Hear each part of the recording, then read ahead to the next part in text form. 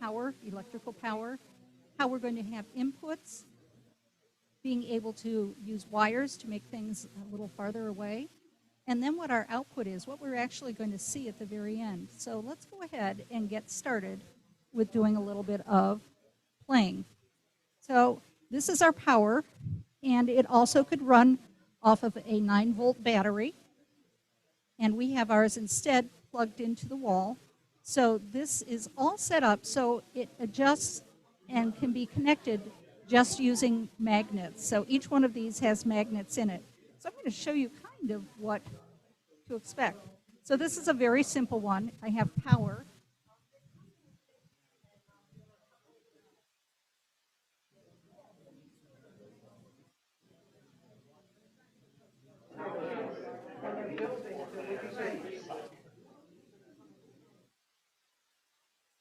Right direction. And you can see that the power went through. So the circuit is complete and it's lighting the light bulb. So I can do other things. What if I use a button? We all have buttons that we use to turn things on and off. So let's see what happens. Well, the light bulb is not lit right now, but if I push the button, the light bulb is lighted.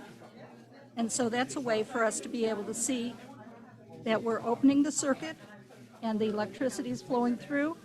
And think about things that you use that have buttons. Any of you play video games? Oh yes, lots of buttons. So we can just take any of these inputs and we can go ahead and use other things here. So maybe we want to use a slide dimmer switch. Remember I said magnets? You saw it jump. So it went right to magnets. And let's see if we can do something here. And right now it's turned off, but if I slide my dimmer switch, you'll see that the light gradually gets brighter and brighter. So this is kind of neat to be able to see.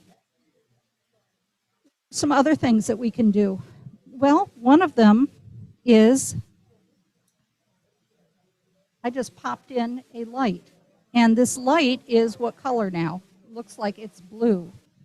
But I have a handy dandy screwdriver, and so I can adjust my little screw down here and adjust the color. And I've got a red, a green, and a blue area here that I can change things. So that one looks like it's more green now. And let's see if I adjust the green, if it will take it back down to red.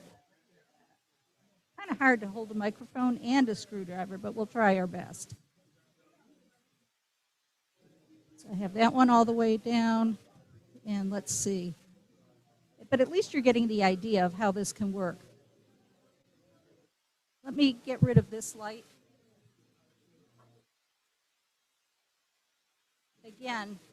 Again, I can use my slider right here to be able to manipulate things. So what else do I have?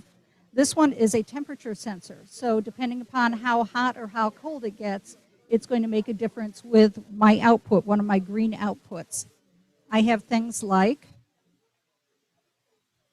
this one is a light sensor, and I could actually put my finger over to this, and I can say, hey, when it's very dark or when it's very light, I have two different modes on this that I can switch around, then it's going to be able to pick that up. And then I also have this right here is a sensitivity. So it determines how sensitive it is, very or just a little. Another one of my inputs is a pulse.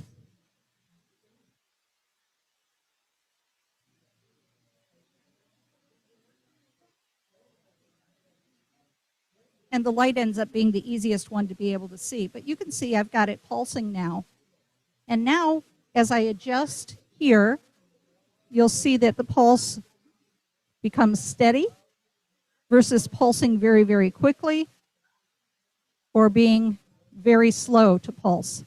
So lots of ways that I can take a look. And a lot of these things have applications in real life. Things in our household, things in our cars. This type of thing right here is fun.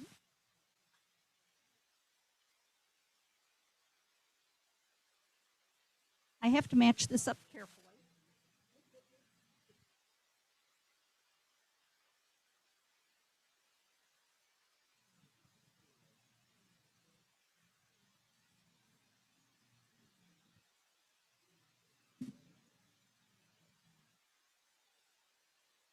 Oh, this is a good time to use a wire. Move things so that they're a little further away and a little bit easier to use. So let me see if I can do this.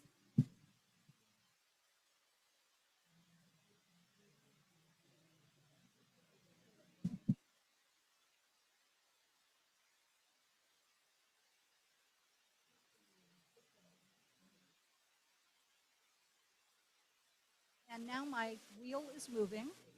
And so I can take a look at that. I could also change this a little. Oops, still attached. Let's try that. I could a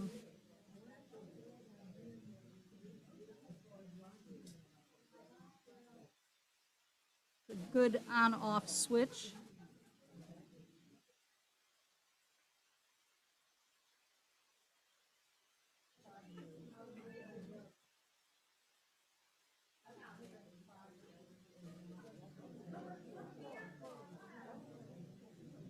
Okay, now I have this on with a button, and we know that I have to push the button in order for the action to happen. So here I am, pushing the button, and now you can actually see that the wheel is moving. If I take my hand off the button, then it stops moving. And so this just shows us what we can do with electricity, how we can use electricity, and how it can power different things in different ways. All very real-life applications. So I just showed you some basic things, but again, you could take things and string them together.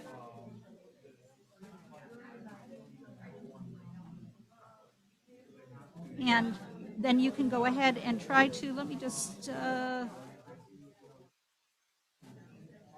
if I do this.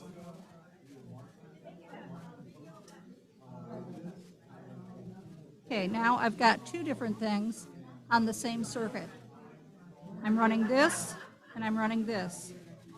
Notice that I'm running this one a little separately. It has its own separate control.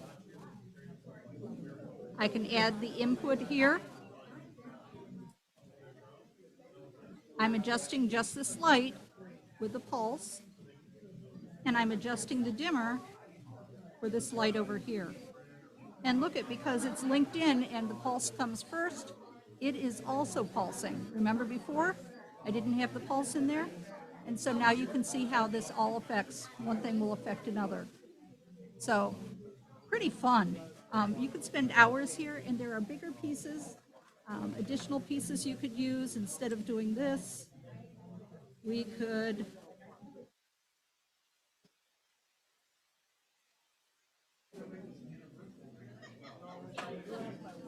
you probably can't really tell, but that is a fan that's running.